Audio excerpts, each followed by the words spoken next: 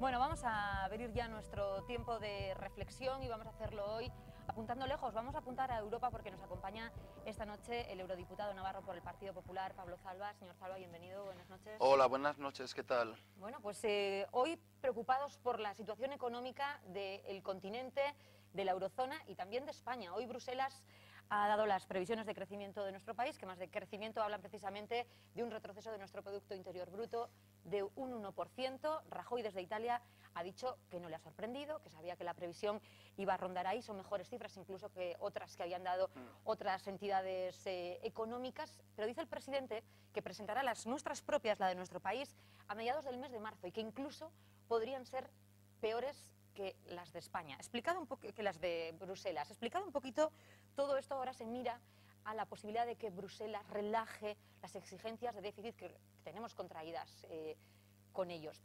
Pero Bruselas dice que quiere saber antes cómo serán los presupuestos de este año y cómo es que hay un desviamiento del déficit del año pasado bastante importante. Hasta que no sepa eso, no se hablará de todo ello. Pero es necesario que Europa de manga ancha y vaya suavizando las exigencias de déficit para nuestro país. Bueno, muchas cuestiones. Hoy efectivamente la Comisión Europea ha dado la previsión de crecimiento para España para el año 2012, que efectivamente propone una caída del 1%. Es verdad, como bien ha dicho, que había otras instituciones, como el Fondo Monetario Internacional, que daban unas previsiones todavía más negativas, hasta el 1,7% negativas de caída durante este año, con lo cual algo ha mejorado la previsión de, en este caso no crecimiento, sino caída del Producto Interior Bruto respecto a otras instituciones, con lo cual yo eso, cierta valoración positiva tenemos que tenerla en cuenta. Bien, es verdad, como ha dicho usted, que el presidente Rajoy va a dar su propia revisión del crecimiento para este año a mediados del próximo mes, de este mes de marzo, y que él prevé que sea más negativa. Lo que es evidente que la previsión que haga el Gobierno de España será la previsión que crea que va a tener nuestro país a lo largo de este año. O sea, en ese respecto no va a haber ninguna clase de engaño, sino total transparencia a ese respecto. Respecto al déficit, es verdad que el objetivo de Bruselas es que tengamos un déficit, que alcancemos un déficit de nuestras cuentas este año del 4,4%. El presidente ha dicho que vamos a cumplir. El presidente y el gobierno han dicho que van a cumplir y que vamos a cumplir la exigencia de Bruselas, y lo que sí demanda el gobierno español es que por favor tenga en cuenta que la previsión de déficit del 4,4% se hizo bajo unas hipótesis que en absoluto se han cumplido. Y sobre todo dos. Efectivamente, el objetivo del 4% se marcó cuando la previsión de crecimiento para el año 2012, para este año, era del 0,7%. Insisto, crecimiento del 0,7%, cuando en realidad, según la Comisión Europea, según la propia Comisión Europea, se prevé una caída del Producto Interior Bruto de un 1%. Además, ese objetivo del déficit se marcó teniendo en cuenta que el año 2011 íbamos a tener un déficit del 6%, que era el objetivo. Y el déficit, como todos ustedes saben seguramente, del año 2011 va a ser rondando el 8%, con lo cual eso significa que el esfuerzo adicional que tiene que hacer el gobierno es brutal, y es lo que estamos tratando de explicar a Bruselas. Entonces, dos claves. El gobierno se compromete a cumplir el objetivo que dicte Bruselas, y es verdad, y hay que reconocerlo, que el gobierno está tratando de explicar a Bruselas que las hipótesis bajo las cuales nos impusieron el déficit del 4,4% han ido por los aires. Entonces, pues habrá que tenerlo en cuenta. Habla, señor Zalba, de un esfuerzo brutal el que acaba de decir, porque es que cada décima supone recortar 1.000 millones de euros, ¿no? Efectivamente, cada décima de recorte del déficit son 1.000 millones de euros, con lo cual es evidente que el esfuerzo que ya se está demandando a los españoles sería todavía mayor, y obviamente el gobierno le preocupa estos esfuerzos que estamos demandando, y estamos intentando, no nos vamos a engañar, intentar minimizar el esfuerzo adicional que se pide, pues tratando de hablar con las autoridades europeas que flexibilicen un poco la posición. Pero insisto que pase lo que pase, el Gobierno de España esta vez sí que se compromete a cumplir lo que exija Bruselas. Claro, si esta vez el Gobierno de España se compromete a cumplir lo que dice Bruselas, como dice usted y como hoy ha vuelto a insistir el presidente Mariano Rajoy, el diseño del presupuesto para este año puede ser el diseño de un presupuesto muy escueto, ¿no? Podríamos decir, con grandes ajustes importantísimos, porque ahí daba la cifra Gonzalo. Mariano Rajoy ha dicho hoy que el presupuesto va a ser austero, que va a ser sensato, que se va a decir lo que se va a ingresar, no se va a hacer un presupuesto por encima y que se va a hacer para hacer lo que pongan las cuentas. ¿Cómo va a ser ese presupuesto? ¿Qué bazas está guardando el Partido Popular o qué nos podemos esperar del presupuesto para España de este año? Bueno, lo primero va a ser un presupuesto austero, eso no tiene ninguna duda, acorde a las circunstancias, eso es evidente. Pero sobre todo yo creo que la diferencia con otros presupuestos de años anteriores va a ser un presupuesto realista, con una previsión real de ingresos y una previsión real de gastos, acorde a los difíciles momentos que estamos viviendo.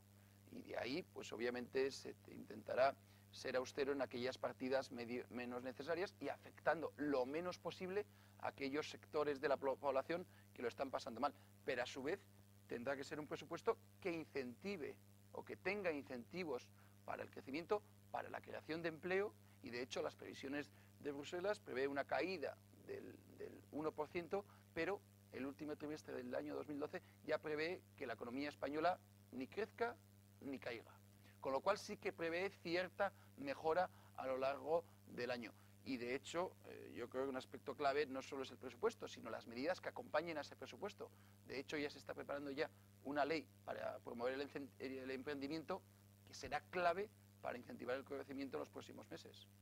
Bueno, en este sentido, hablando del déficit y de las explicaciones que España debe dar a Bruselas en torno a por qué se ha desviado el déficit previsto el año pasado, hubo un bulo, un rumor publicado por la agencia Reuters la pasada semana en torno a que España estaba inflando ese déficit precisamente para que luego las cuentas fuesen mejores de cara al Gobierno de España. ¿Cómo se ha vivido eso en la Unión Europea, que después vino a desmentir, el Gobierno de España también lo desmintió? Se ha vivido con perplejidad. Sí, Yo creo que vimos un momento delicado desde el punto de vista económico. Cualquier rumor tiene repercusiones impredecibles, tanto en la prima de riesgo como en la volatilidad de las bolsas, etcétera, etcétera. Y yo creo que tenemos que ser lo suficientemente responsables a la hora de lanzar rumores infundados. Ese rumor efectivamente que lanzó la agencia Reuters, luego lo desmintió tajantemente el gobierno español, pero tajantemente, y lo que es aún más importante, lo desmintió la propia Comisión Europea. O sea que yo creo que tenemos que ser responsables y atentos y ojos. Era un titular efectivamente muy grave, pero lo grave que era lo falso que era. Yo creo que es la conclusión a la que tenemos que llegar, que no se sabe de dónde salió ese rumor infundado, pero es evidente que por unas horas dañó a la economía española y eso es lo que tenemos que evitar a toda consta. ¿Qué interés pudo haber detrás de eso? esos Ya titulares? no valoro, pero evidentemente al Gobierno de España y al partido que apoya al Gobierno de España en absoluto le interesa, le agradan ni le gustan ese tipo de rumores. Rajoy es uno de los firmantes, por ende, nuestro país, de una carta que va a hacerse llegar a la Comisión Europea en torno a una petición. Ajustes sí, ajustes necesarios sí, pero también impulso económico. Vamos a incentivar nuestra economía, vamos a incentivar el empleo. Rajoy estuvo la pasada semana, yo he estado en Italia, hace unos días, anteayer creo, en el Reino Unido, reunido con David Cameron, firmante también de una carta para pedir estos impulsos a los que se niegan Francia y Alemania. Dicen algunos que Reino Unido y España están intentando plantarle cara a la entente franco-alemana en Europa, ¿no? Hacer otro bloque, por decirlo de algún modo. Tampoco han dicho que no, no nos engañemos, seamos claros. Es verdad que la obsesión de Alemania, sobre todo y acompañado muy de cerca de Francia, es la austeridad, el cumplir los objetivos del déficit. Y eso está de acuerdo el gobierno español y eso está de acuerdo todos los gobiernos que han firmado esa carta. ¿Por qué? Porque todos damos por hecho que es necesaria esa austeridad que está demandando la Unión Europea y en especial la canciller Merkel, acompañada por el presidente Sarkozy. Todos estamos de acuerdo que son necesarias esas medidas de austeridad. Todos, absolutamente todos. Pero con austeridad no es suficiente. También hay que incentivar el crecimiento, y eso es una cuestión en la que algunos gobiernos, como el gobierno español, está muy firme y decidida a pelearlo en la Unión Europea. Y hay muchas maneras de incentivar el crecimiento. Como he dicho antes, el gobierno español va a lanzar en las próximas semanas una ley para fomentar el emprendimiento. Tenemos que apoyar a los emprendedores, pero a los autónomos y a las pequeñas y medianas empresas. Hoy hemos estado reunidos con el presidente de ATA a nivel de España y hablábamos, Europa tiene 23 millones de autónomos y pequeñas y medianas empresas. Si cada uno de estos autónomos o pequeñas y medianas empresas contratara a un solo trabajador, se acabaría el paro en Europa. No habría ya desempleo en Europa. Si en España cada uno de los autónomos o pequeñas y medianas empresas contratara a un solo trabajador, el paro en España sería de un 7%. Por lo tanto, lo que está pidiendo el gobierno español en esta carta es precisamente apoyar medidas de apoyo a autónomos y emprendedores y pequeñas y medianas empresas que son el motor de la creación del empleo. Pero además se hace una demanda por fortalecer el mercado único europeo. Somos 27 Estados miembros, en teoría tenemos un mercado único, pero que no es completo. Entonces apostamos por un mercado único en comercio electrónico, en materia digital, por un mercado único en materia energética y por un mercado único en materia de servicios que obviamente dará oportunidades a este tipo de empresas a lo largo de toda Europa. Todo eso está muy bien, pero ¿de dónde sale el dinero de Europa para destinarlo al incentivo económico? Porque con los ajustes que necesita cada país, con las necesidades que también está habiendo para rescates a otros Estados miembros, ¿de dónde sale el dinero para impulsar la economía europea? ¿Quién paga eso? Bueno, lo primero, no solo hace falta dinero para incentivar la economía, hace falta reformas, como he dicho, y hace falta fortalecer el mercado único, el mercado digital, el mercado energético, el mercado de servicios.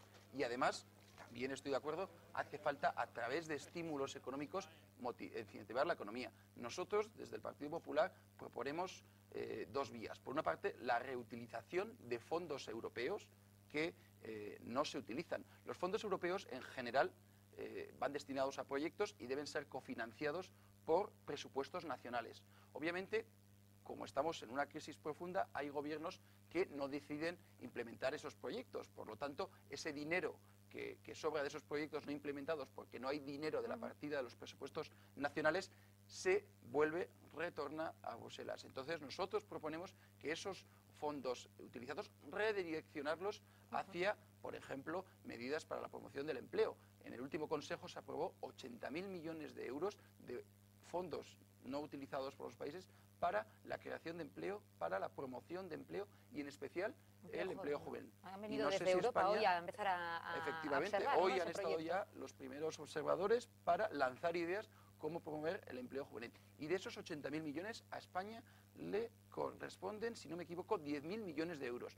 Dinero hay y se puede, y sobre todo, si no hay que utilizarlo mejor de lo que se utilizaba antaño para promover. Y además, desde el Partido Popular Europeo y en el último Consejo también se incluyó, proponemos que el Banco Europeo de Inversiones se implique muchísimo más a la hora de dar y conceder créditos para proyectos transeuropeos, que se llama, como por ejemplo, y alguna vez hemos hablado aquí, los corredores ferroviarios, pues deberían ser apoyados financieramente por el Banco Europeo de Inversiones. Muchísimas gracias por haber estado esta noche aquí en Más y como siempre por ilustrarnos un poquito, que es lo que se cuece también fuera de nuestra comunidad y fuera del país. Y que depende mucho de lo que pasa también aquí, ¿verdad? Efectivamente, al final todo está interconectado. Muchísimas gracias a ustedes. Bueno, pues hasta la próxima que tengamos ocasión de charlar lo que pasa en el corazón de la Unión. Muchas gracias. Hasta la próxima vez.